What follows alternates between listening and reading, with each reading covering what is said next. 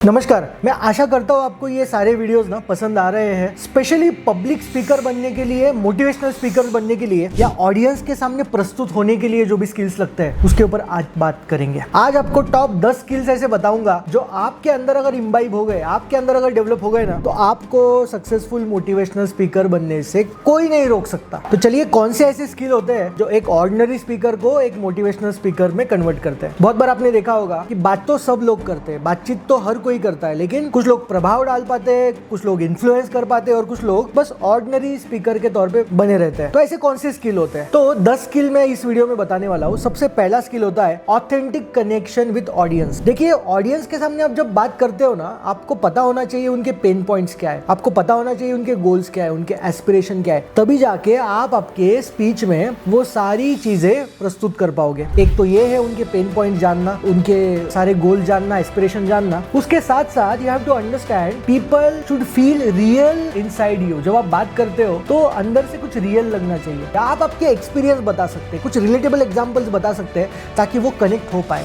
वो एक बार आपसे कनेक्ट हो गए, जो भी स्पीकर ऑडियंस के साथ कनेक्ट हो पाता है वही एक सच्चा स्पीकर है। दूसरा, स्टोरी टेलिंग का मास्टरी। स्टोरी बताना। पब्लिक स्पीकिंग क्या होता है? स्टोरी टेलिंग होता है। बहुत बार लोग लड़खड़ाते हैं, बात नहीं कर पाते, स्टोरी टेल नहीं कर पाते, तो इससे तो आप स्पीकर नहीं बन पाओगे। कोई भी पब्लिक स्पीकर रहने दीजिए, वो कॉर्पोरेट रहने दीजिए, किसी भी प्रकार का कोच रहने दीजिए, उसको पता होना चाहिए कि स्टोरी टेलिंग की कला क्या होती है, स्टोरीज कैसे बताते हैं। इसके ऊपर काफ़ी सारी किताबें हैं, स्टोरी टेलिंग को कैसे इंप्रूव करना है। क्लियर बिगिनिंग होता है, स्ट्रगल बताते आना चाहिए और उसका सोल्यूशन बताते आना चाहिए। संस्कृत में काफ़ी फेमस महान कविता और प्रेयर भी है, तमसो माँ ज्योतिर्गमय। अंधेरे से उजाले की तरफ आपको लेके जाते आना चाहिए। आपने MS धोनी मूवी देखा है? आपने देखा होगा। पहले तो अंधेरा दिखाया है, MS धोनी के स्ट्रगल्स दिखाए, MS धोनी के पूरे स्ट्रगल्स और वो सारा पेन पॉइंट्स उन्होंने बताया, और फिर अंधेरे से धीरे धीरे धीरे धीरे धीरे उजाले की तरफ एंड में आपने देखा होगा वो छक्का मार के वो वर्ल्ड कप जिताते हैं। तो अंधेरे से उजाले की तरफ लेके जाने वाली स्टोरी आपकी होनी चाहिए। स्टोरी टेलिंग में आपकी मास्टरी होनी चाहिए। Number 2 skill. नंबर तीसरी स्किल, आपके वर्ड्स में वो पावर होनी चाहिए। आपको कोट्स पता होने चाहिए, जो पावरफुल वर्ड्स होते हैं ना वो पता होने चाहिए, जो महापुरुष है उनके पता होने चाहिए। आपके जो वर्ड्स है वो क्रिस्टल क्रिस्प इम्पैक्टफुल होने चाहिए, इम्पैक्ट उसमें आना चाहिए। अगर वो है इंस्पिरेशनल लैंग्वेज अगर आप में है तो मैं मानता हूँ ये बहुत बड़ी स्किल है। काफ़ी लोग कविता करने लगते हैं, कविता है, भाषा में अगर आपकी पकड़ है तो ये एक बहुत इंपॉर्टेंट कला है, काफ़ी लोगों को कनेक्ट करती है इंस्पिरेशनल बातें करना, कविता पोएम्स करना। चौथा, एंगेजिंग स्टेज प्रेजेंस। आप स्टेज पे होते हो तो लड़खड़ाते हो कि आपकी बॉडी लैंग्वेज कैसी होती है। स्टेज पे जब आप जाते हो सारे लोग आपकी तरफ देख रहे हैं, तो वो वर्चस्व वहां पे दिखाई देना बहुत जरूरी है। आपकी बॉडी लैंग्वेज है ना, बात करती है। आपको लगता है आप जो बात कर रहे हो वो बातें हैं, दोस्तों बात कर रहे हैं वो सिर्फ टेक्स्ट है, वो तो सिर्फ आवाज है, वो तो वॉइस है। आपकी आंखें, ऐसे बोलते हैं कि आंखें जो होती है वो इंसान के आत्मा की खिड़की होती है। तो आपकी जो आंखें है वो क्या बोलती है, आपकी जो बॉडी है वो क्या बोलती है। आपकी बॉडी भी बहुत कुछ स्पीक करती है। तो आप जो बोलते हो उसमें आपके आंखों का भी रोल है, बॉडी का भी रोल है, और आपकी बातों का तो रोल है ही, आपके वर्ड्स का रोल है ही, आपके टोनालिटी का रोल है। जैसे अगर मैं आपको बोलूंगा कि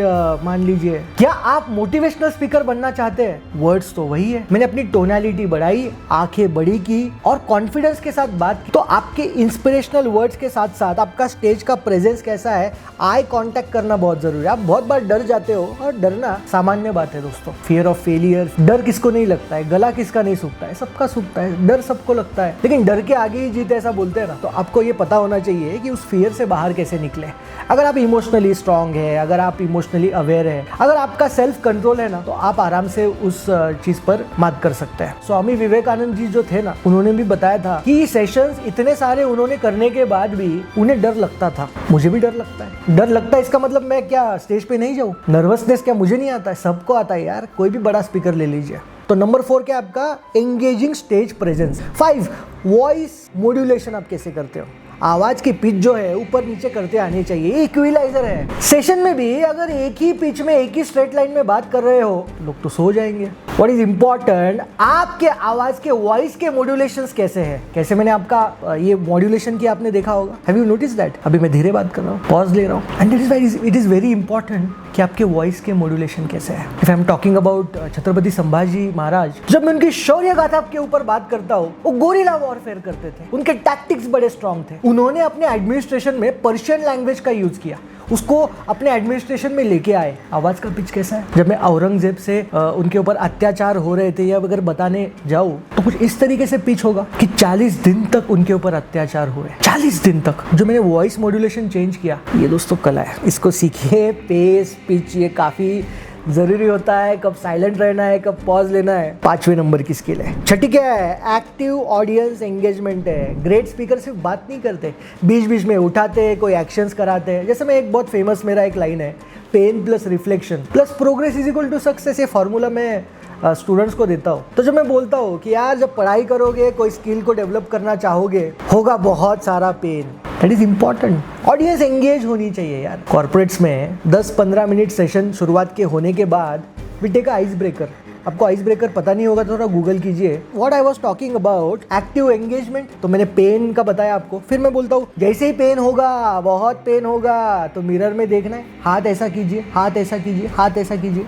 थोड़ा लोग हेजिटेट होते हैं, बट जैसे ही मेरा बाजू वाला कर रहा है, मुझे भी करना पड़ता है। और जब सब करने लगते हैं तो एक रेजोनेट होने लगता है वो वातावरण। वहाँ पे लोगों को लगता है कुछ हो रहा है, जो लोग सो रहे थे, जो सुन नहीं रहे थे। तो जैसे ही ये एंगेजमेंट में करता हूँ ना, इज़ वेरी इंपॉर्टेंट। ये हर स्पीकर ने करनी चाहिए।